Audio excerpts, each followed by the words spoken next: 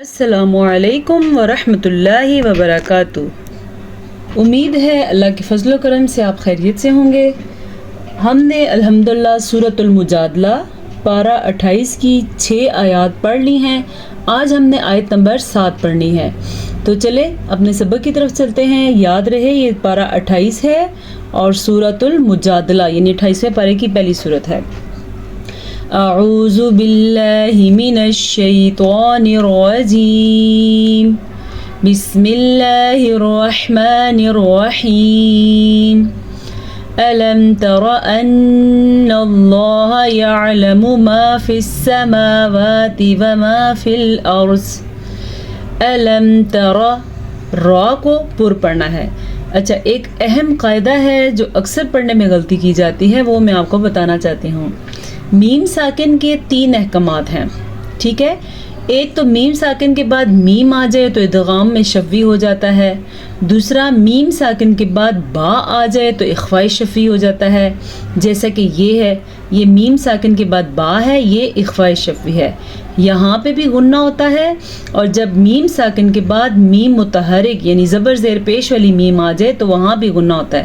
تیسرا قاعدہ ہے اظہار شفوی، وہ ہے یہ آپ کے سامنے۔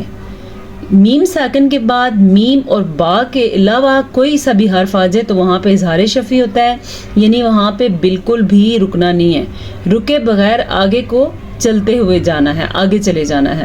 اب اکثر لوگ پڑھتے ہیں الم ترا، تو یہ غلط ہے۔ یہاں پہ نہ تو غنہ بن رہا ہے، نہ تو اخفاء شفوی کی وجہ سے ہونٹ بند کرنے پڑ رہے ہیں۔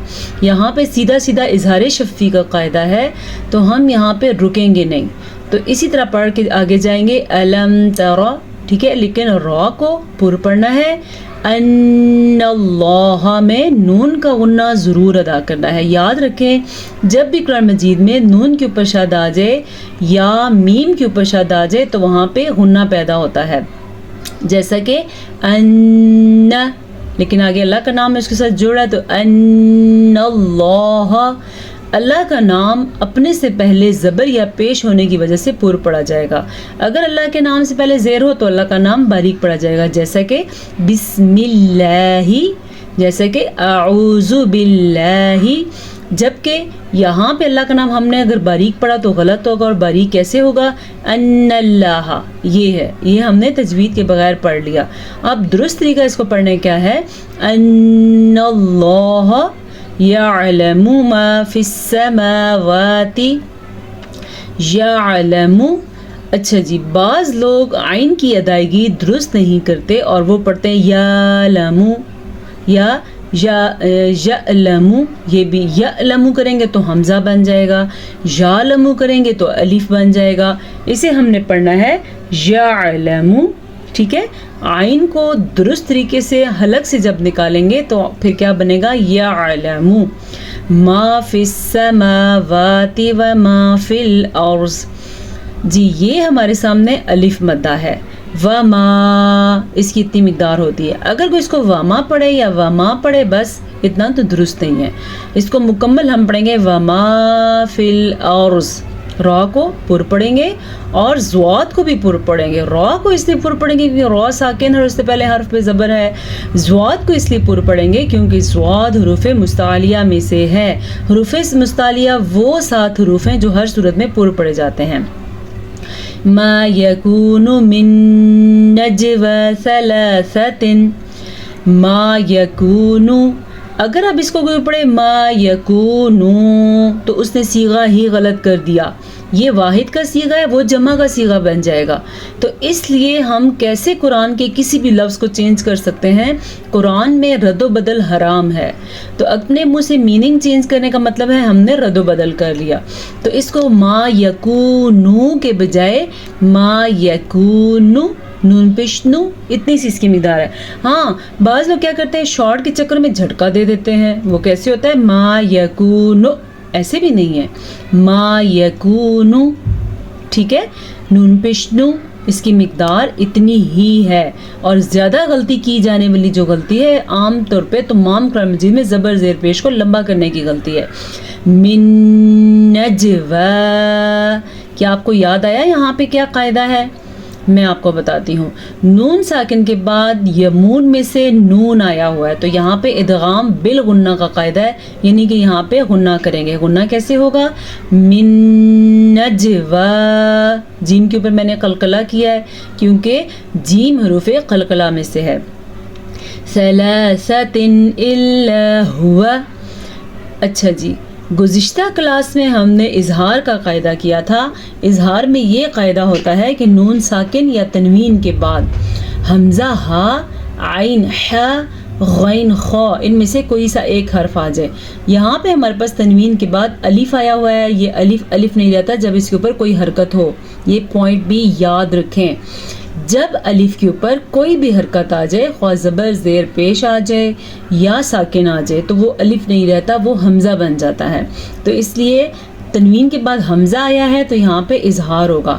اظہار کا مطلب یہ ہے غنہ نہیں کرنا، اخفا نہیں کرنا، کوئی کسی قسم کا ناک میں آواز نہیں جائے گی، بلکہ ثلاثۃ الا ہوا جیسا لکھا ہے ایسے ہی پڑھنا ہے.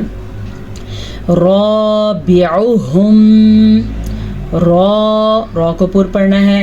بیعوہم، دھیان رکھیں کہ رابعوہم نہیں پڑھنا آپ نے. رابعوہم ولا خمسۃ الا ہوا. پہلے ثلاثۃ الا ہوا، اب خمسۃ الا ہوا. تو کیا تنوین کے بعد حروف اظہار، حروف ہلکی میں سے حمزہ آیا ہوا ہے تو اس لیے یہاں پہ اظہار کا قاعدہ پھر سے ہوگا. خمسۃ الا ہوا سادسہم ولا ادنا. سادسہم، سین زبر الف سا، اس کو کم نہیں کرنا، اور سین پہ سو، اس کو کم رکھنا ہے. دال زیر دی، اس کو کم رکھنا ہے.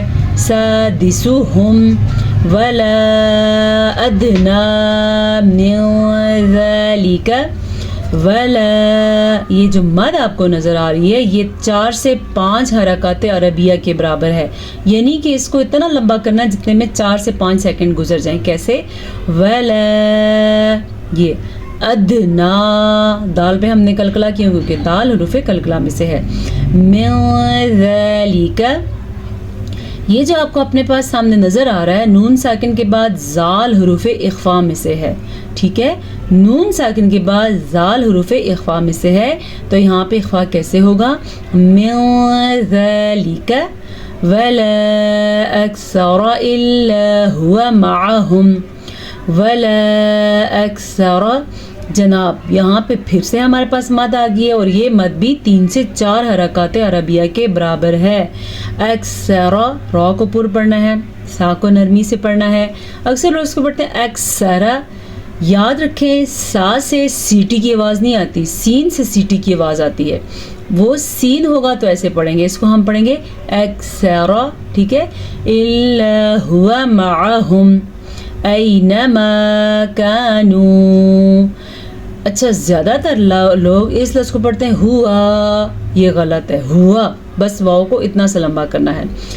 آگے ثم ينبئهم بما، میم ساکن کے بعد حرف با آ گیا ہے تو یہاں پہ قاعدہ بن گیا ہے. اس قاعدے کو اخفاء شفیع کہتے ہیں. اس قاعدے کو ادائیگی کا یہ طریقہ ہے کہ یہاں پہ ہونٹ بند ہو جاتے ہیں اور غنہ پیدا ہو جاتا ہے. کیسے ہونٹ بند ہوتے ہیں؟ دھیان دیجیے گا.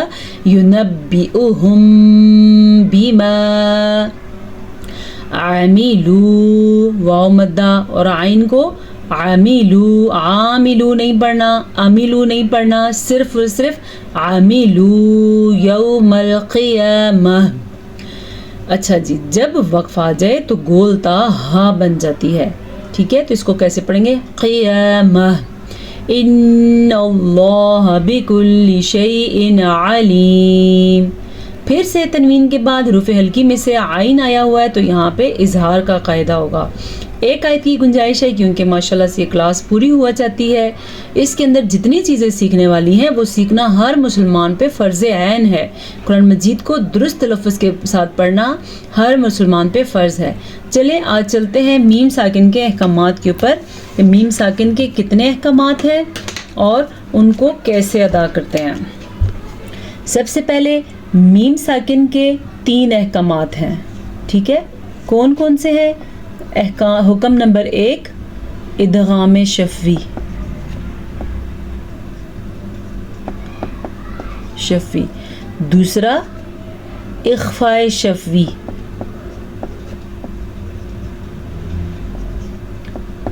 تیسرا اظہار شفوی. یہ تجوید کی بہت اہم نوٹس ہیں جو میں آپ کو بتا رہی ہوں. ٹھیک ہے. اظہار شفوی. ٹھیک ہے. ادغام شفوی کا قاعدہ کیا ہے؟ مما، یہ نون ساکن کے بعد میم متحرک آ جائے تو یہ، تو وہاں پہ اسے ادغام شفوی کہتے ہیں. دوسرا اخفاء شفوی، جو کہ آج ہمارے سبق میں بھی گزرا ہے، تو آپ سبق سے دیکھ لیں، بورڈ پہ جگہ کم ہے. آج ہم نے جو سبق میں پڑھا ہے اخفاء شفوی، وہ کیا تھا؟ یہ ہے یُنَبِّئُهُم بِمَا. تیسرا ہے اظہار شفوی، وہ بہت زیادہ ہوتے ہیں، جیسا کہ یہ اظہار شفوی الم تر، جیسا کہ اور کہاں پہ ہے، جیسا یہ بھی ہے لم تر، وہی بات ہو گئی. اور اس کے علاوہ سبق میں دیکھیں آپ کو نظر آ جائیں گے، جیسا کہ ہم نے یہاں پہ وقف کیا جہنم یصلونہا. ٹھیک ہے. تناجیتم فلا، میم ساکن کے بعد نہ تو با ہے نہ تو میم ہے، تو ٹھیک ہے، یہ میم ساکن کے بعد فا آ گیا ہے، نہ تو با ہے نہ تو میم ہے، تو یہ بھی اظہار شفوی کا قاعدہ ہو گیا. اسی طرح میم ساکن کے بعد میم اور با کے علاوہ کوئی سا بھی حرف آ جائے تو وہ اظہار شفوی کا قاعدہ ہوگا، وہاں پہ غنہ یا وقف کسی قسم کا جائز نہیں ہے. آج کے لیے اتنا سبق کافی ہے، پھر آپ سے ملاقات ہوگی ایک نئے سبق کے ساتھ. السلام علیکم ورحمۃ اللہ وبرکاتہ.